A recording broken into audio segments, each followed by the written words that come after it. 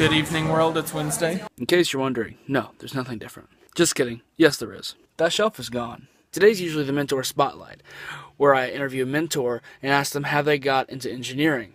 Well, I'm not doing that today. Instead, I'm going to talk about amateur radio and its possibilities within the STEM world. Caution, high voltage. I mean, you think robotics is complicated? Look at this stuff. It's tiny. In order to operate such a fine piece of machinery, you have to have a little slip of paper that says you're qualified. And to get that slip of paper, you have to answer a 35-question test and pass it, answering less than 9 questions wrong. This is that slip of paper.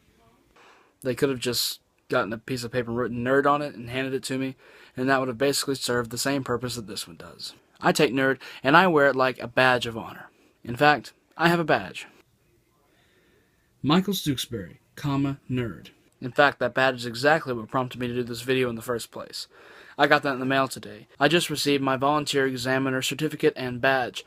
That means I can give that 35-question test in order for someone to get that little slip of paper. And here's that other slip of paper that says nerd. We've already gone over the badge thing. I know what you're thinking. Yeah, so what? What is ham radio anyway? And how is it even important anymore? The amateur radio service was founded in the Communication Act of 1934, but the original purpose of the amateur radio service was to provide a means of communication in an emergency. Yeah, but now we have cell phones. Amateur radio is a simpler, more reliable means of communication than cell phones are. You see, cell phones have to bounce off tower to satellite to tower to phone, whereas radio goes from literally radio to radio. So when the cell lines are down and there's a hurricane coming through your town, who are you going to call? I'll give you a hint. Ghostbusters aren't going to help you. That's right. The nerds. I just realized you wouldn't be calling anybody because the phone lines are down. Yeah, but how does it help science and technology? Amateur radio, much like robotics, introduces people to engineering fields.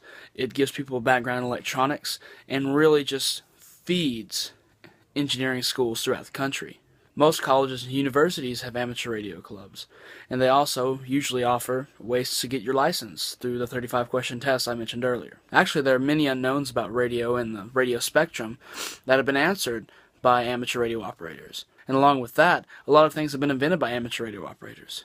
Without discoveries made by these hams, things like cell phones, televisions, even the internet wouldn't have been possible. And especially not those robots that we play with. Not even possible. Don't thank me, thank Marconi. If you're interested in amateur radio or even electronics, there is a link in the bottom that takes you to ARRL.org, which is the American Radio Relay League, the premier radio club in the world. No one's here to do it for me.